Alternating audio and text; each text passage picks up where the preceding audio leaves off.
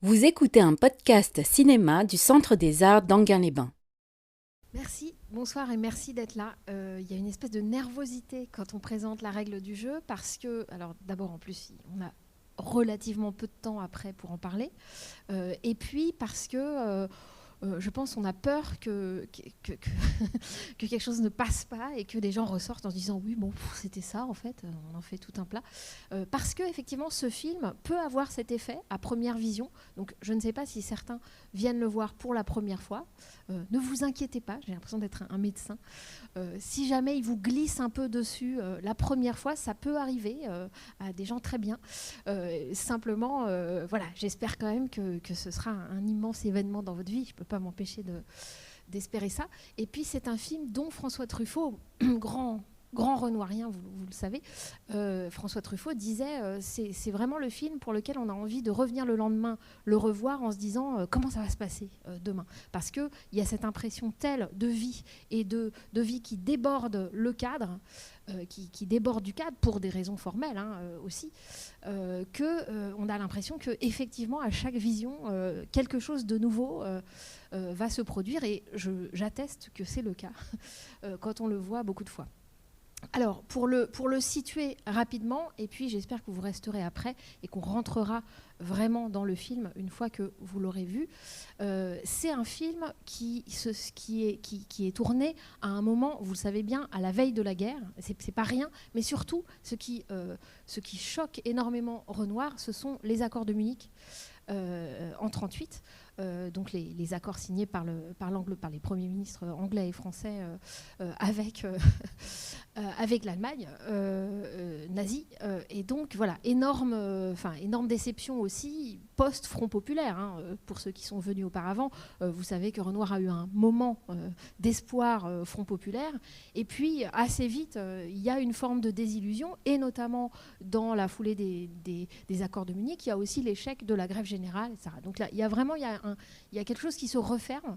Et bien sûr, les bruits de bottes. Et pour ceux qui sont venus voir La Grande Illusion, le film de 1937, il en était déjà question des bruits de bottes. C'était un film sur des prisonniers de guerre pendant la Première Guerre, mais il y avait cette phrase de Boieldieu, Pierre Freinet, qui disait le pire, c'est les bruits de bottes.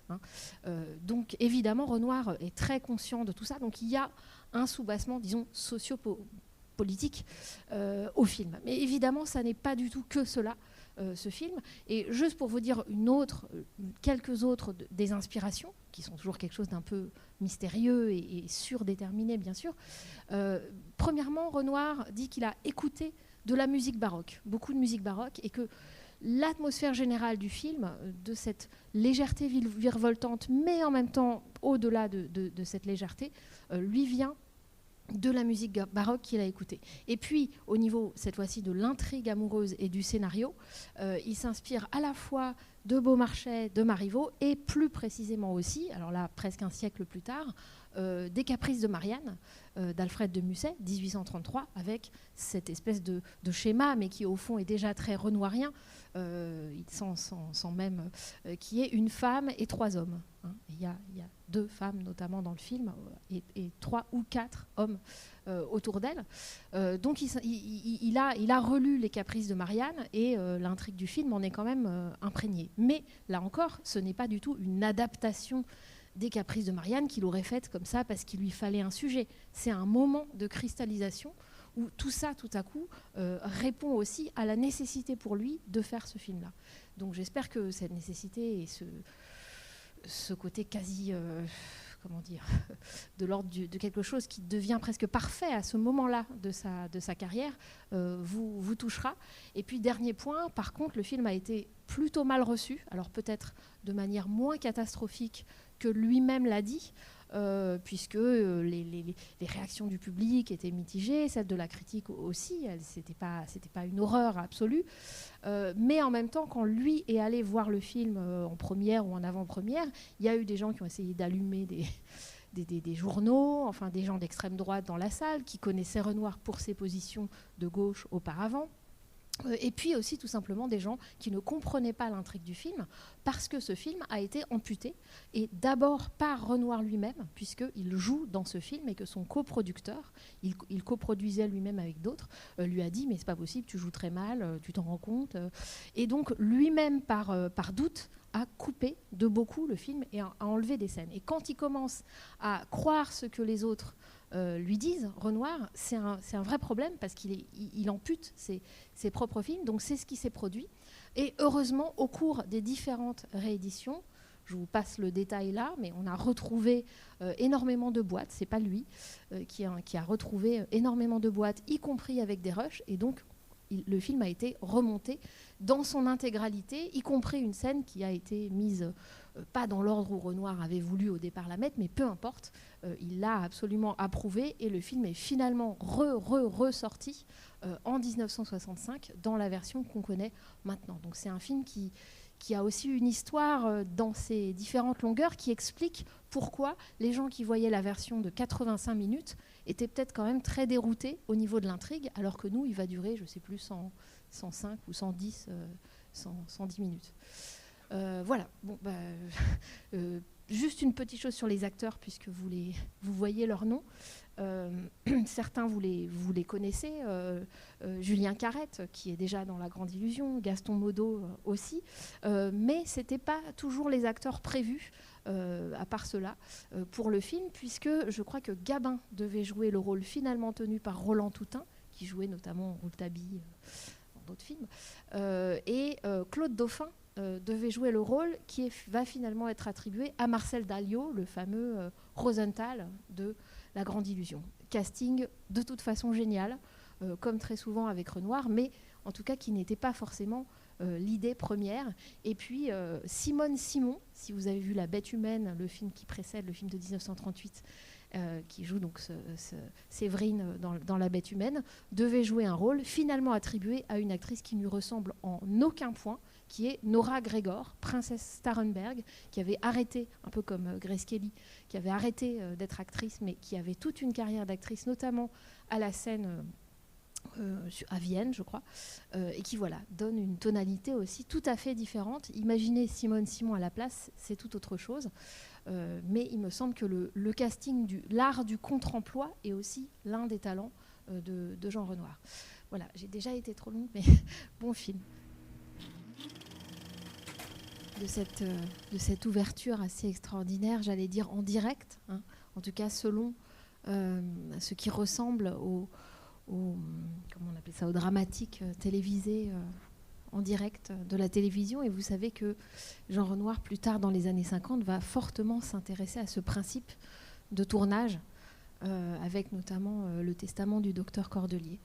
Donc, ce début à la radio, qui est l'une des bizarreries, on pourrait dire, du film, hein, qui est construit, vous l'aurez compris, par blocs, un peu hétérogènes en durée et hétérogènes aussi dans leur régime d'image, on pourrait dire. Alors ce début, je ne sais pas ce que vous en faites. Peut-être qu'une fois arrivé à la fin, vous l'aviez un peu oublié, je ne sais pas. En tout cas, il me semble qu'il a le mérite, outre son étrangeté et son aspect in medias res, hein, cette façon de nous absorber tout de suite dans une urgence de quelque chose qui est en train de se dérouler et qui est évidemment une façon intelligente de rentrer dans le principe formel du film, c'est-à-dire, j'allais dire, ce qui est lié à son mouvement de caméra majoritaire et qui serait le panoramique, hein, quand la caméra pivote sur son axe. Pourquoi ? Parce qu'elle semble suivre quelque chose qui se passe, mais à un moment, elle suggère aussi par ce mouvement qu'il y a toujours autre chose de part et d'autre du cadre. Vous avez vu que le film, donc à sa première restauration en 1959, est dédié par Jean Renoir, qui à ce moment-là ajoute le carton sur la veille de la guerre, puisqu'évidemment en 1939, le carton n'existait pas. Hein. Donc au moment de cette restauration en 1959, il dédie le film à André Bazin, le critique André Bazin, qui était mort en novembre 1958 et qui était l'un des rares critiques à avoir eu autant d'admiration, on pourra dire, parmi les cinéastes, et notamment il avait l'admiration de Jean Renoir, sur qui il avait écrit. Et pourquoi ? parce que justement c'est lui qui avait le plus écrit sur la profondeur de champ chez Renoir. Profondeur de champ, vous savez, ça signifie, et c'est pour ça que le problème de cette restauration numérique, voilà, c'est cette zone un peu floue sur la droite est fâcheuse, parce que justement la profondeur de champ, c'est tout simplement la zone de netteté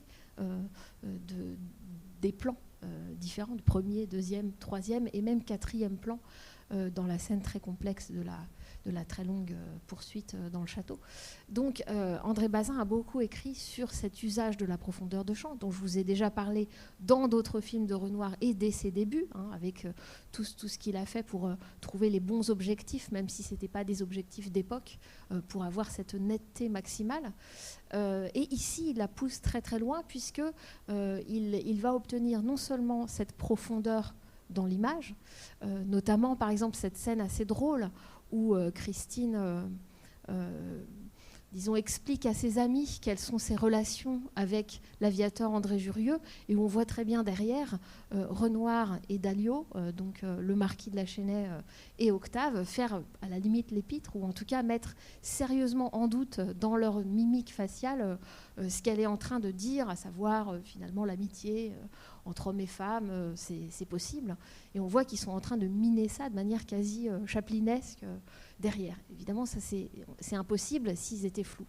Donc, bien sûr qu'il fait un usage extraordinaire de la profondeur de champ qui va culminer dans la scène où on ouvre des portes, à la fois ultra théâtrale, on pourrait dire, dans la scène de la poursuite à l'intérieur du château, ultra théâtrale, mais en réalité ultra cinématographique, puisqu'il n'y a qu'au cinéma qu'on peut justement pivoter de cette façon, et donc utiliser à la fois cette profondeur de champ qu'on peut connaître au théâtre avec des décors profonds, mais aussi ce que Bazin a appelé la profondeur de champ latérale, c'est-à-dire justement comment faire ressentir au spectateur qu'il y a des choses autour, aussi sur les côtés. Alors je vous disais ce mouvement panoramique, bien sûr, qui est le vecteur principal de cela, mais aussi finalement l'utilisation des sons hors champ. C'est-à-dire, maintenant c'est devenu un peu monnaie courante, mais de faire entendre énormément de dialogues qui se chevauchent, énormément de bruit, enfin toute une richesse comme ça sonore, sans nous montrer la source à l'écran, ou en tout cas sans nous la montrer tout de suite. Alors juste une petite note sur le panoramique, c'est pas seulement dans la fameuse scène, la très longue scène de la poursuite qu'il est utilisé, bien entendu. C'est vraiment le principe du film, y compris donc, dans ses premières séquences dans les appartements des La Chênaie à Paris. Je ne sais pas si vous vous souvenez, ce mouvement qui est un panoramique, mais aussi un peu travelling de la caméra, où tout à coup, on entend dire Lisette, et là, la caméra se tourne vers Lisette, qui est en train de tirer les cordes d'un rideau, et se rapproche d'elle. Et ça fait une espèce de coup au cœur, alors, du point de vue rythmique, mais aussi, ça prend sens, c'est-à-dire que tout à coup, sont reliés les maîtres et la domestique de manière inattendue, et ça va être poursuivi. C'est-à-dire que c'est un film dans lequel les rapports entre maître et domestique en miroir sont extrêmement poussés. Alors, ils sont poussés sur le principe, si vous voulez, Beaumarchais, mais encore plus radicalisés, et je trouve encore plus sombres. Je dis sombre parce que... alors, donc, le haut, le bas, enfin voilà, toutes les scènes, ça c'est dans la structure du film, tout ce qui se passe à l'office. Mais finalement, qu'est-ce qu'on se dit alors ça c'est le côté un peu, je disais un peu social et politiquement assez fort du film. C'est-à-dire que en fait, contrairement à son inspiration XVIIIe siècle, il me semble que les domestiques ici ne sont pas disons une classe alternative à l'aristocratie. Ils sont montrés plus du tout selon une vision, on pourrait dire, lutte des classes, Front populaire, telle que Renoir l'a travaillé encore dans Le crime de Monsieur Lange, par exemple.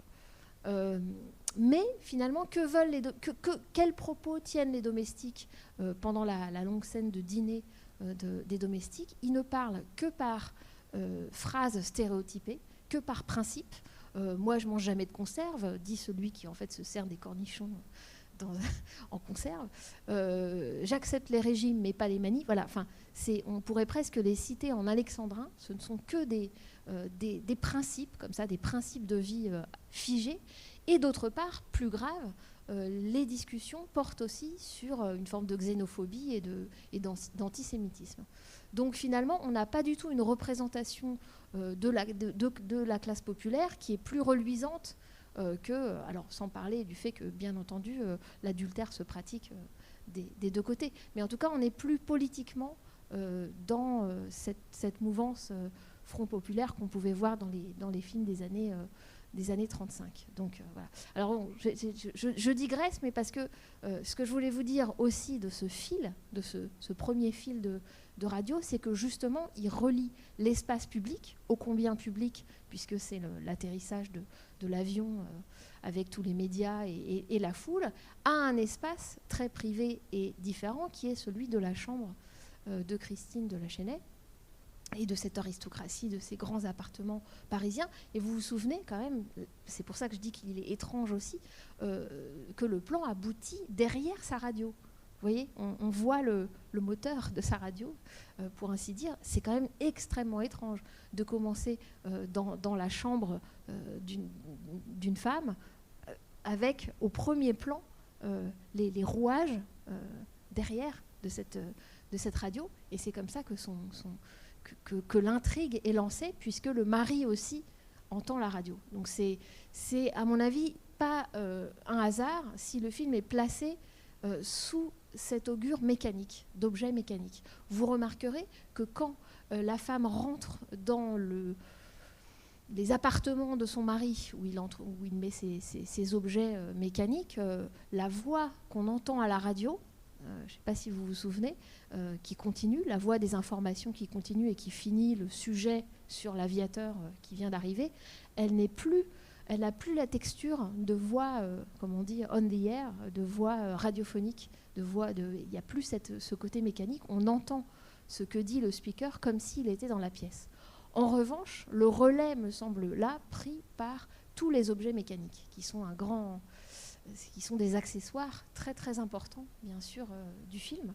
Donc la collection d'objets mécaniques de la Chesnaye, qui est assez extraordinaire, et sur laquelle on peut se poser des questions et qui aboutit à la scène, je dirais, intense, enfin cette espèce d'apogée qu'est l'exhibition du limonaire. Parce que, évidemment, les gens se sont posé la question sur mais qu'est-ce que c'est que ce récit ? Est-ce qu'il a combien de parties ? Enfin, il y a quelque chose dans cette coulée qui commence à la Collinière et qui me semble ne plus s'arrêter. Et effectivement, le film est inégal, c'est-à-dire qu'il y a d'abord cette espèce toutes les scènes avant d'arriver à la Collinière nous semblent rétrospectivement, me semble-t-il, comme une longue exposition, et que c'est vraiment à l'intérieur du château, à partir du moment où les arrivées sous la pluie se font, que là, quelque chose est lancé qui ne s'arrête plus, qui ne s'arrête, disons, que avec la mort. Évidemment, là-dedans, à l'intérieur de ça, il y a ce trou, cette autre scène extrêmement hétérogène et à teneur documentaire comme l'ouverture, et qui est la scène de la chasse, évidemment. Et qui choque par son aspect, même visuellement, sa texture visuelle différente. En fait, elle nous choque aussi, bien sûr, par son contenu. Il y a, je crois, 16 morts, 16 animaux morts, je crois que quelqu'un a compté. Elle nous choque aussi sans doute parce que, j'aime bien à chaque fois revenir sur cette question de rythme, le film est composé, là encore quelqu'un a compté, moi je ne suis pas très... je crois que quelqu'un a compté 336 plans dans ce film en tout, donc plans, c'est-à-dire coulées de pellicules sans coupe. C'est très peu, hein. Un film hollywoodien c'est à peu près 1200. Donc vous voyez, c'est un film qui est ce panoramique, ce mouvement panoramique ou ce panoramique travelling permet de ne pas couper et permet, comme on l'a vu avant à Renoir, de faire travailler ses acteurs en profondeur aussi, de saisir aussi quelque chose dans son développement. Donc il y a assez peu de plans dans le film, les plans sont longs, d'où le fait d'ailleurs parfois qu'il faut refaire une prise, c'est assez difficile.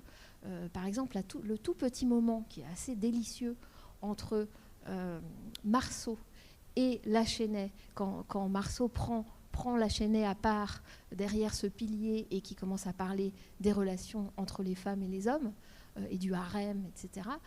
C'est une scène qui a coûté beaucoup de travail aux acteurs, puisqu'il y a eu 17 prises, par exemple, pour cette scène. Donc, évidemment, quand on fait des scènes moins coupées, on fait moins de chant contre chant, évidemment, quand il faut refaire, c'est aussi beaucoup plus coûteux, mais finalement, Renoir en était très content à l'arrivée. Donc, je disais, le film a peu de coupes, mais la scène de la chasse, dont, si je comprends bien, Renoir, pressé par le temps, parce que le tournage a pris du retard à cause du mauvais temps, justement, pour les extérieurs en Sologne. Finalement, il a dû repartir tourner les intérieurs à Boulogne avec son équipe, et il a délégué, je crois que c'est ce que je comprends dans mes lectures, il a donc délégué, mais avec des instructions évidemment très précises, les plans à prendre de la chasse. Comment il appelait ça dans ses notes, dans son scénario? Il appelle ça le documentaire de chasse. Donc on voit bien que là, il y a quelque chose de l'ordre d'un autre régime d'image, au cœur même de cette fiction, de ce tourbillon très théâtral, ou si on veut, ou de cette légèreté. Et évidemment, ce qui nous choque, c'est la mort des animaux, mais c'est aussi qu'il y a 50 plans. Il y a 50 plans dans ces quelques minutes. Donc c'est extrêmement coupé, enfin haché. Et bien entendu, et d'ailleurs c'est souligné par Marceau qui dit « il a boulé comme une bête », la mort du lapin trouvera son écho dans la façon dont Jurieu tombe quand il est tué par Schumacher. C'est une évidence, mais enfin je le dis tout de même. Donc bien sûr, la séquence de la chasse, elle est centrale, et c'est pour ça que je parle de trou, parce qu'il me semble que là, il y a quelque chose qui est troué dans la bonne mécanique sociale de cette bonne société qui se prépare à s'amuser. Et elle est trouée aussi, et c'est là où je trouve ça encore plus intéressant, par la scène de la lunette d'approche. Si vous êtes venu voir Boudu, vous vous souvenez que c'est comme ça que le libraire Lestingois apercevait pour la première fois Boudu. Il avait une longue vue, puis il regardait sur les quais de la Seine, et tout à coup, au lieu de regarder les jambes des femmes, il tombe sur ce clochard qui se balance à l'eau. Voilà. Et c'est comme ça qu'arrive Michel Simon Boudu dans le film, donc avec un instrument d'optique. Alors, cette scène de la lunette d'approche, qu'est-ce que vous en faites? Qu'est-ce qu'elle fait là? Qu'est-ce que c'est que ce truc? C'est pour ça que je parle de trou. Moi, il me semble qu'il y a là une ruse extraordinaire, enfin, qui fait la saveur du film, qui est bien sûr cette ironie, qui est que Christine comprend que son mari a une maîtresse au moment où le mari est en train de donner son baiser d'adieu. Or, qu'est-ce qui est dit sur cet instrument, cette lunette d'approche, par le personnage à lunettes qui s'appelle Berthelin? Il dit oui, alors je ne me souviens plus du texte exact, mais vous l'entendez, ce texte, il fait la réclame. En fait, il fait la réclame pour cette lunette d'approche, il le dit de manière très peu naturelle, elle permet de vous accéder à toute la vie intime de cet animal, etc. Donc il parle d'une façon qui est entièrement stéréotypée et publicitaire. Et d'ailleurs, le personnage d'Octave, joué par Renoir, dit « tout le monde ment, la publicité, les médias, etc. » Le cinéma. Et d'ailleurs, il me semble que, je n'ai pas vérifié dans les textes préparatoires de Godard, mais il me semble que dans Pierrot le Fou, il y a une soirée où les gens ne se parlent qu'en langage un peu publicitaire, et je me demande s'il n'a pas trouvé l'inspiration là. Bon, en tout cas, c'est très étrange quand même, ce texte. Donc, en réalité, le type est en train de lui dire qu'il a accès à la vie, qu'elle a accès avec cette lunette à la vie intime de l'animal, sous-entendu l'animal mari aussi. Et en réalité, elle se méprend. Elle se méprend à cause de cette lunette d'approche, mais en même temps, elle a quand même accès à une forme de vérité, puisqu'on lui dira beaucoup plus tard qu'en fait tout ça a lieu depuis 3 ans. Bon. Donc c'est une espèce de... Il n'y a pas de fond, si vous voulez, entre la vérité et le mensonge. Et ça, c'est bien sûr l'un des points baroques, on pourrait dire, du film, qui est justement, et l'un des points de réussite, me semble-t-il, de Renoir, qu'on avait déjà vu avant, c'est-à-dire cette ambivalence, cette ambiguïté. Là, elle est portée à un point où les contraires, on n'arrive plus à opposer les contraires. C'est-à-dire que on n'arrive plus à opposer, par exemple, les principes libertins des La Chesnais. Moi, je suis pour que tout le monde expose ses raisons.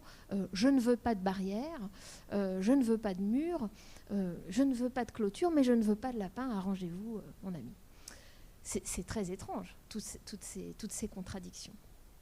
Ce La Chesnais, à mon avis, il donne la clé du titre du film, qui reste un petit peu mystérieux, la règle du jeu. Et La Chesnais, donc, ne veut ni barrière, ni lapin, c'est-à-dire qu'il ne veut ni interdire à sa femme d'avoir des amants, ni quand même la laisser partir vraiment avec Jurieu ou avec Octave. Donc c'est très étrange, c'est-à-dire que c'est un monde qui se présente comme libertin et en même temps qui est miné par une sorte de romantisme, de résidu romantique, puisque La Chesnais est montré plusieurs fois pleurant. On se demandait où était passé le thème de l'eau, dont on a parlé beaucoup pour Boudu, mais aussi pour les tout premiers muets de Renoir, tout ce qui dit sur l'importance de l'eau dans Partie de campagne, bien entendu aussi. On se demandait où était passé cet élément, et bien il se retrouve à la fin avec cette toute petite mare, avec cette grenouille, ce crapaud. C'est absolument sinistre. Et dans la composition, vous remarquerez que le garde-chasse, Schumacher, et on croit au début qu'il est pendu. Enfin, moi, ça me fait toujours un coup au cœur. Il a une position qui fait que l'autre a peur de lui parce qu'il le voit, mais nous, on a peur parce qu'on se dit, ça y est, il s'est pendu. Donc voilà, c'est à ce moment-là qu'apparaît l'eau, et comme par hasard, c'est aussi le moment, c'est un petit moment expressionniste. Enfin, il me semble que là, il y a une tonalité même visuelle différente, et où tout le monde va se mettre à ruisseler de larmes. Bien sûr, Schumacher, mais aussi le marquis et aussi Octave. Et le marquis dit « Est-ce que je pleure, moi ?» Et Lisette, bien sûr, « Est-ce que je pleure, moi ?» Mais oui, il pleure. Donc voilà, c'est très paradoxal, cette société de libertins qui, en même temps, accueille en son sein d'abord une maîtresse de maison complètement romantique, et je dirais ouvertement romantique, puisque c'est la viennoise dans toute sa splendeur, toute la culture romantique que ça implique. Et bien entendu, le fil de la radio, du coup, relie aussi les deux personnages, on pourrait dire les deux innocents, a priori, du film, que sont André Jurieu et Christine. Dernier point, puis je vous laisse parler, parce que je dis le titre est mystérieux, peut-être que pour vous, il ne fait pas mystère, mais il me semble qu'il est quand même crucial. Quand je dis que ce fil de la radio relie les deux amants potentiels ou actuels, parce qu'au fond, on ne sait pas vraiment ce qui s'est passé entre Christine et Jurieu déjà. Les deux innocents, donc, en fait, ce sont plutôt les deux qui ne croient pas au mensonge, a priori, puisque André Jurieu ne joue pas le jeu médiatique, il dit exactement ce qu'il a sur le cœur. Voilà, j'attendais une femme, je suis très déçue, elle ne s'est même pas dérangée. Et puis, de l'autre côté, la Christine qui dit mais l'amitié entre un homme et une femme, comment ici on n'a pas le droit, mais alors j'ai tous les torts, etc. Et qui ensuite va faire cette espèce de démonstration d'innocence en recevant ses invités et en disant voilà quelles sont mes relations avec Jurieu. Bien entendu, tout ça ensuite est brouillé, mais c'est quand même les deux personnages, au début, on pourrait dire, qui n'ont rien compris au film, entre guillemets, en réalité, qui ne respectent pas un certain nombre de règles. Et c'est là où le film est quand même assez constant et sur cette question des règles. Qu'est-ce que c'est que la règle du jeu ? Il est beaucoup question dans le film des règles. hein. Donc la première fois, c'est Octave qui engueule son copain en disant « Mais tu t'es vraiment conduit comme un gamin, tu devrais jouer ton rôle de héros national et toi, tu leur parles comme ça devant tout le monde, tu leur parles de Christine. » Donc première bourde, justement, du point de vue des règles médiatiques, sociales, des convenances, etc. Et puis ensuite, cette question des règles va revenir, hein. Il y a des règles. Donc c'est évidemment ce que Jurieu va dire à Christine, va lâcher au visage de la romantique Christine. Ben non, il faut d'abord que j'aille dire à ton mari, que j'ai une explication à ton mari, parce qu'il m'a traité en ami, etc. Horreur pour le romantisme, pour l'amour romantique. Oui, mais Christine, il y a des règles. Voilà. Donc à chaque fois, quelqu'un est là pour rappeler à l'autre, que ce soit à Jurieu ou à Christine, qu'il y a des règles. Et pourtant, me semble-t-il, c'est pas tout à fait la même chose que la règle du jeu, que quand le film utilise le mot au singulier. Donc, c'est pour ça que je dis que le film, le titre est à la fois un titre clé et en même temps qui, me semble-t-il, pose un au-delà de cette lecture un peu sociale, enfin sur la question de l'hypocrisie d'une certaine classe qui est en train de finir. Bien sûr, il y a de ça, mais pas seulement. Et donc la question de la règle, qui serait, mais de quoi, qu'est-ce qu'on veut dire quand on dit la règle, c'est beaucoup plus presque philosophique. C'est la question de savoir si le marquis, lui, quelle est la règle qu'il applique. Et il me semble que c'est là où le marquis de la Chênaie, il lui arrive quelque chose de passionnant, enfin en tout cas moi c'est l'une des choses que j'adore dans le film, c'est qu'en fait il prend le pouvoir pour nous spectateurs sur le personnage d'Octave. Donc je m'explique. Alors après, si on n'a jamais vu jouer Jean Renoir, peut-être qu'on n'est pas habitué à son jeu et que ça met à distance. Ça, je ne sais pas.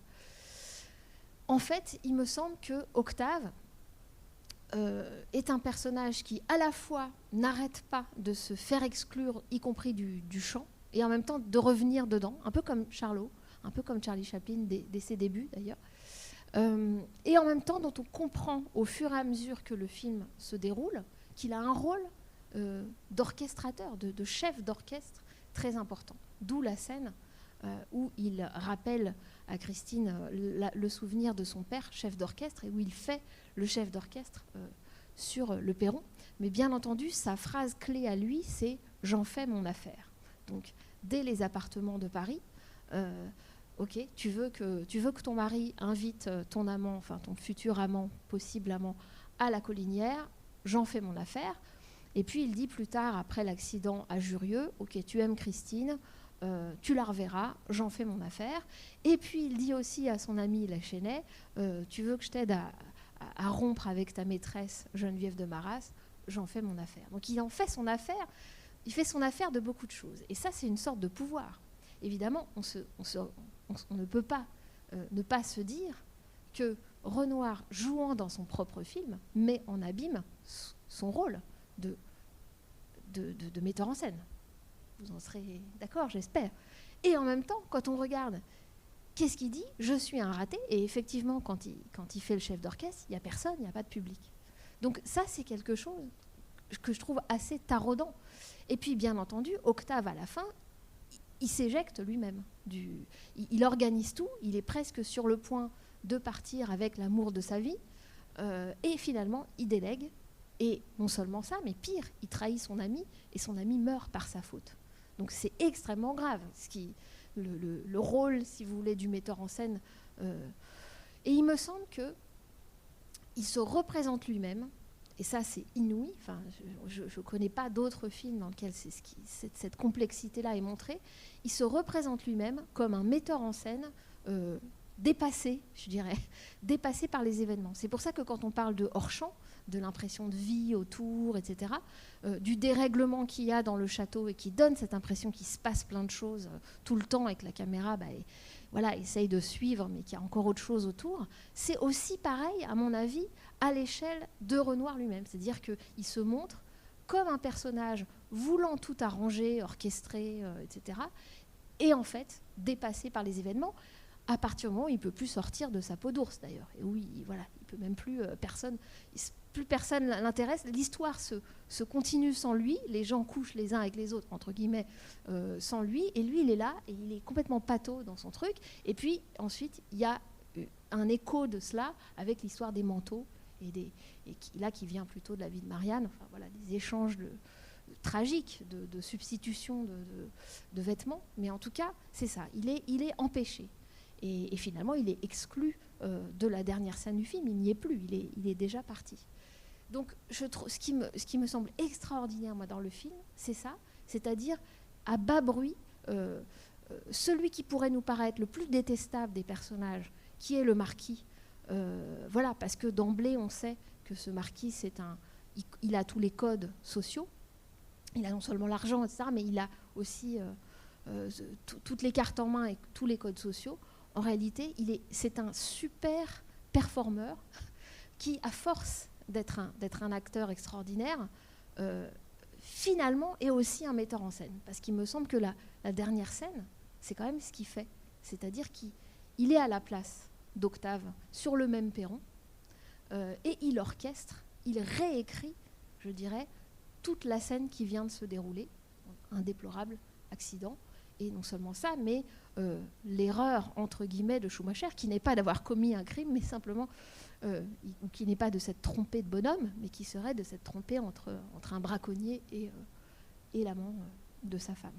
Donc c'est extraordinaire la façon dont il arrive à prendre le pouvoir, non seulement comme acteur, ça on l'attendrait de la part d'un marquis, mais il est quand même excellent, hein, et la façon, les façons qu'il a de se préparer avant d'aller parler à quelqu'un, hein, d'aller parler à son majordome, d'aller parler à son garde-chasse, etc. On voit bien que c'est ça. Il va faire sa scène et ça fonctionne, comme il fait avec le braconnier au début, Marceau, hein, et Schumacher. Comment il arbitre les choses entre eux et finalement il va recruter tel un metteur en scène, Marceau au début. Pareil, à la fin, il me semble qu'il a pris le pas, disons, sur Octave. Donc voilà, moi c'est l'une des choses que je trouve admirable et extraordinaire dans le film, et bien sûr appuyé sur le jeu et sur le travail sur le visage, disons la façon dont Renoir regarde et filme Marcel Dalliot, qui a un visage extraordinaire, qui a des gestes extraordinaires.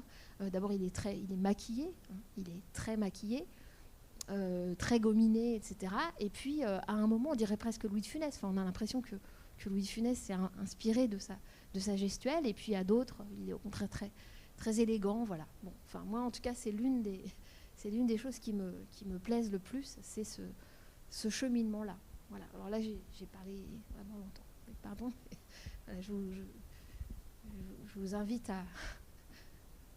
Vous parliez de la règle du jeu. Moi, j'ai l'impression qu'il y a plusieurs jeux, donc il y a plusieurs règles. Donc ça peut être à chaque fois la règle d'un jeu. Et alors, d'ailleurs, pour ainsi dire, dans la première scène, on découvre ça, puisqu'on est dans le jeu médiatique. Et comment il s'appelle, Jurieux. Il est dans le jeu amoureux. Donc ça commence déjà là. Bon, ils n'ont pas forcément pas les mêmes règles. Oui, il ne me semble pas qu'il soit dans le jeu. Enfin, évidemment, le terme jeu, c'est un petit peu... On lui demande d'être dans le jeu médiatique, voilà, c'est-à-dire d'être un héros. Lui, il est dans la passion, amoureux, mais voilà, je ne pense pas qu'il considère justement l'amour comme un jeu, contrairement aux libertins chez qui il va être invité. Mais oui, je vois ce que vous voulez dire. Oui, mais pour nous spectateurs, on comprend qu'il est déjà... Il y a déjà, comment dire, il y a un désaccord. Quoi, tout à fait. Et il en mourra. Hein. Je veux dire, oui, bien sûr, c'est le bouc émissaire là-dedans. Alors aussi, ce que j'ai trouvé intéressant, c'est quand on rentre dans le film, en fait, on rentre pas avec la... Je ne crois pas que ce soit avec la radio, c'est d'abord avec le poème de Beaumarchais, Voltiger, voltiger, voltiger, en parlant de l'amour, les ailes de l'amour. Et donc, on arrive du coup, la radio et l'avion. Bien sûr, on est déjà dans la voltige, ça commence. Comme La Grande Illusion, hein, vous vous souvenez, au début, le mess des officiers, avec aussi, non pas une radio, mais un phonographe, et ses aviateurs. Et alors ensuite, bon, on comprend que Jurieu est très triste parce que c'est pas son amoureuse qui est venue le chercher. Ils s'en vont en voiture, accident de voiture. Et Renoir, Octave, d'ailleurs il s'appelle Octave et il était proche du chef d'orchestre, donc il a été élevé dans la musique. Lui-même, lui s'appelle Octave, il va être un peu chef d'orchestre pendant presque tout le film. Enfin, tenter de l'être. Oui. Tenter de l'être, oui. Et comment dire et donc il dit qu'il ne veut pas continuer, qu'il veut continuer à pied parce que il veut pas. Il a eu l'impression d'être envoyé dans les airs et de voltiger. Tout le film est fait comme ça, quoi. Et je trouve, enfin bon, oui, si on reprend un système d'écho, de broderie comme ça. Oui, donc bon, on peut aller loin, mais voilà, je suis partie. J'ai trouvé que il faudrait reprendre tous les plans parce qu'en fait, il y a constamment ces rebondissements. Et oui, effectivement, moi j'ai l'impression qu'il y a plusieurs jeux. Il y a le jeu social, le jeu libertin amoureux. Alors ensuite, comme vous disiez, effectivement, le baroque et le romantique. Jurieu et Christine sont complètement des personnages romantiques et tous les autres... Mais Jurieu change en cours de route parce que quand il ressort à Christine l'histoire des convenances et du mari qu'il faut aller avec qui il faut avoir une explication avant de lui enlever sa femme, là tout s'effondre pour elle. Il devient un petit bourgeois, disons, comme les autres. Christine le dit, elle s'attendait à ce qu'il la prenne dans ses bras et qu'il l'embrasse. Là, c'est du romantisme à l'état pur. Et ça retombe comme un soufflet parce que lui, non, il faut respecter la règle. Oui, mais d'ailleurs, en fait, l'idée que ce ne sera pas le prince charmant, elle est en fait là dès le début, puisque vous vous souvenez qu'il répond aux journalistes qui l'interviewent, on lui dit bravo, qu'il y a l'exploit, etc. Il dit non mais moi c'est la machine, c'est la technique, c'est la machine. Et au fond, voilà, c'est pas parce qu'on est un aviateur qui fait techniquement des prouesses. Évidemment, tout ça c'est une surface de projection pour le public et notamment pour une femme. En fait, c'est pas du tout un prince charmant. C'est pas parce qu'il s'envole dans les airs qu'il a cette légèreté. Pas du tout. Mais effectivement, oui. Et sur les règles, sur l'histoire des jeux, il y a aussi le jeu de bridge. Enfin, vraiment, dans plusieurs scènes, cette Charlotte qu'on appelle tu joues pas, la belote, etc. Donc il y a aussi les jeux de cartes. Et puis, il me semble que, quand je disais qu'il y a une sorte de prise de pouvoir, disons, sur nous, spectateurs, en tout cas dans le film, par le personnage joué par Dalio, donc le marquis de la Chênaie, c'est aussi parce que, me semble-t-il, le marquis, c'est mieux que d'avoir une règle, comme tous les gens qui sortent leurs principes de vie, par exemple les domestiques, mais aussi d'autres, qui ont comme ça une règle dans la vie, ou bien Madame la Bruyère qui est comme ça très terre à terre et qui ne sait pas, qui confond des histoires de nègres entre guillemets et l'art précolombien, etc. Bon, toute cette espèce de bêtise, si vous voulez, de choses, de gens qui sont parlés par les autres et qui prennent des règles extérieures, des règles de convenance sociale et qui les appliquent dans leur vie pour essayer d'avoir des principes de vie. La supériorité, me semble-t-il, de la Chênaie, c'est qu'en fait, il n'arrête pas d'inventer des règles. Et c'est pour ça que quand au début du film, il dit « je ne veux pas de clôture, je ne veux pas de lapin, arrangez-vous mon ami », en fait, c'est absolument génial, je dirais, comme contradiction, parce que finalement, c'est quelqu'un qui réinvente une règle non dite, mais à chaque fois. Et c'est comme ça qu'il peut arriver à avoir la main, finalement, à la fin.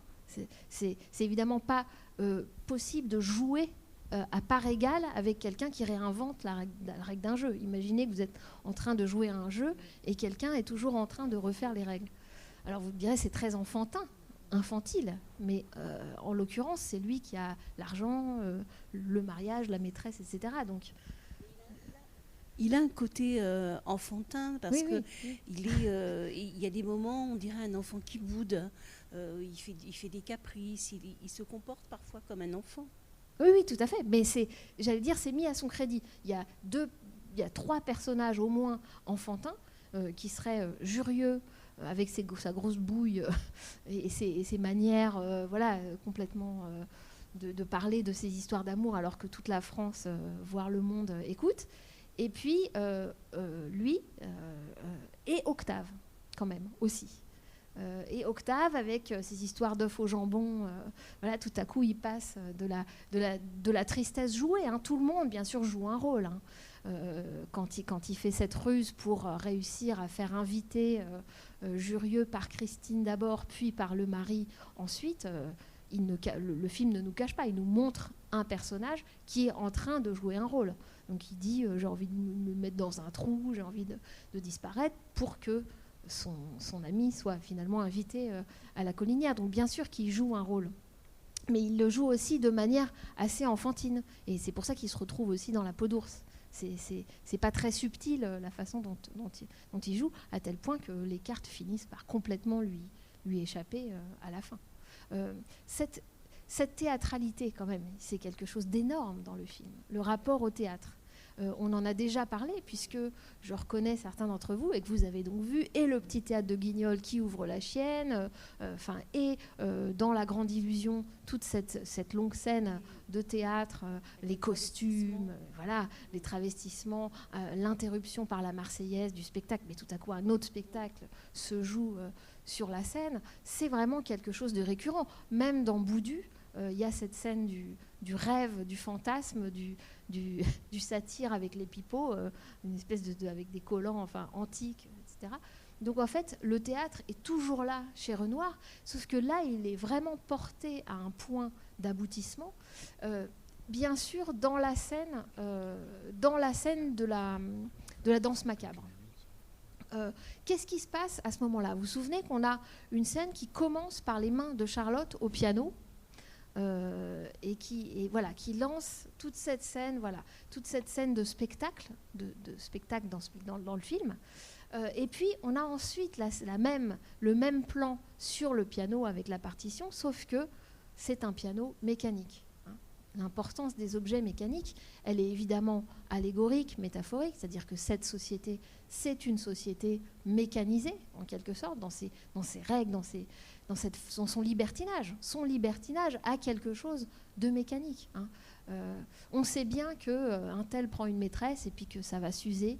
Il y a quelque chose de cassé, comme dit Lisette au début à Octave. Donc évidemment, cette métaphore du jouet mécanique, elle est très importante. Et je le disais, elle va culminer avec le limonaire qui commence à se détraquer méchamment quand va y avoir la mort, l'approche du coup de feu fatal. Donc pourquoi je disais ça?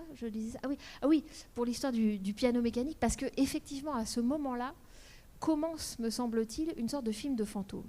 Et vous vous souvenez que dans ce plan, alors le moment dans La Grande Illusion, exactement, c'est exactement, tout à fait. Tout à fait. Je sais pas, vous étiez là pour La Grande Illusion la dernière fois.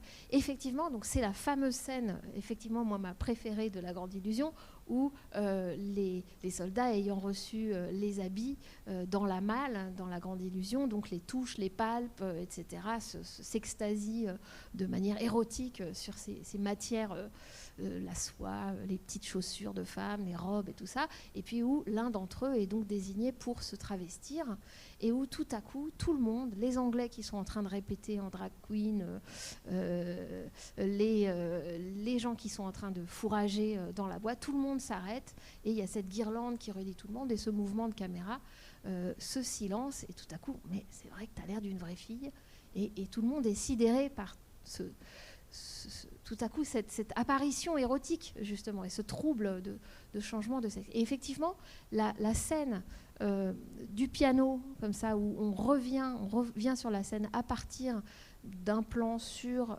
celle qui jouait du piano et qui regarde les notes comme si elle jouait toute seule malgré elle, et puis d'autres gens autour, ils sont immobiles, ils sont filmés de manière fixe, complètement non naturelle, et qui rompt avec la fluidité de toute cette légèreté tourbillonnante de tout le film. Donc il y a des points d'accroche, et à partir de ce moment, on pourrait dire que ça devient un film de fantôme. Donc le piano mécanique, bien sûr, la danse macabre de Saint-Saëns, et puis surtout cette rupture de la rampe, de ce qu'on appelle la rampe, c'est-à-dire la séparation entre la scène et le public, puisque les espèces de fantômes avec leurs parapluies, là, les squelettes, envahissent la salle, et que c'est à ce moment-là que les gens ne vont plus savoir si le coup de feu, c'est une attraction, comme il dit, supplémentaire, ou si c'est vraiment la vie. Et exactement, l'invité homosexuel, qui est le très androgyne et compagnon de Charlotte, dit ah mais on a cru que c'était une attraction. Voilà. Donc tout à coup il y a plus de séparation, si vous voulez, entre le théâtre et la vie, et cette invasion de la théâtralité, du régime théâtral, disons, dans la vie, c'est évidemment au cœur du cinéma de Renoir. Et j'espère que vous viendrez voir, bien sûr, Le Carrosse d'or et French Cancan, mais c'est évidemment des films qui prennent ça pour sujet. Donc on a l'impression qu'il y a une montée en puissance de cela. Mais ici, cette théâtralité, elle prend quand même la forme très sinistre, enfin très inquiétante, d'abord d'une réécriture de l'histoire. Et effectivement, vous noterez que dans la scène finale où le meurtre est requalifié en accident, Schumacher, d'une manière performative dans le discours de son ancien maître, puisqu'il a été viré, est immédiatement réembauché, puisque mon garde-chasse a cru que c'était un braconnier attiré, etc. Donc voilà, il n'a jamais été viré, tout est réécrit. Donc il y a ça, il y a cette réécriture-là du théâtre. Donc c'est pas uniquement le jeu, le théâtre. C'est pas une possibilité de se déguiser, d'aller vers un changement de sexe, etc. C'est aussi une manipulation, c'est aussi quelque chose de très inquiétant. Et puis, au plan du piano mécanique qui joue tout seul sous les yeux de la pianiste un peu inquiet, va répondre à la toute fin, ce tout dernier plan, bien sûr, des gens qui rentrent dans le château et qu'on ne voit pas, puisqu'on ne voit que des ombres. Voilà, choix de mise en scène extraordinaire, que cette façon de filmer les membres de cette société comme déjà morts, on pourrait dire. Et en même temps, ils continuent de dominer, parce que dominer, c'est justement pouvoir réécrire la règle tout le temps pour continuer à être le maître, quoi. Donc pour ça, il n'a pas perdu. Il n'a pas tout à fait perdu. D'ailleurs, il n'a pas perdu sa femme, la Chesnais. À la fin, elle est toujours là. Donc c'est inquiétant aussi dans le fait que le statu quo règne, bien sûr. Oui, c'est l'heure. On peut conclure là-dessus. En tout cas, voilà, pas beaucoup de paroles qui vous est données, je suis désolée. Je savais que ce film était trop riche pour qu'on ait un échange. Voilà. J'espère quand même qu'il vous a plu. Et que vous viendrez pour Le Fleuve le 3 avril. Je vous donne rendez-vous, oui, pour Le Fleuve, film si peu vu dans la filmographie de Renoir, premier film en couleur, complètement fou. C'est vrai qu'on saute par-dessus la période américaine. Peut-être je vous amènerai un extrait quand même d'un film, parce que c'est un peu rude de passer directement, mais c'est un film d'une grande beauté, d'une grande pureté et très très solaire, on pourrait dire. Et cette fois, on aura une belle copie, puisque c'est réédité par Carlotta il n'y a pas longtemps, voilà, donc c'est garanti sur sur une très belle facture. copie, et il y a une petite fille, donc il faut venir. Merci. 3 avril.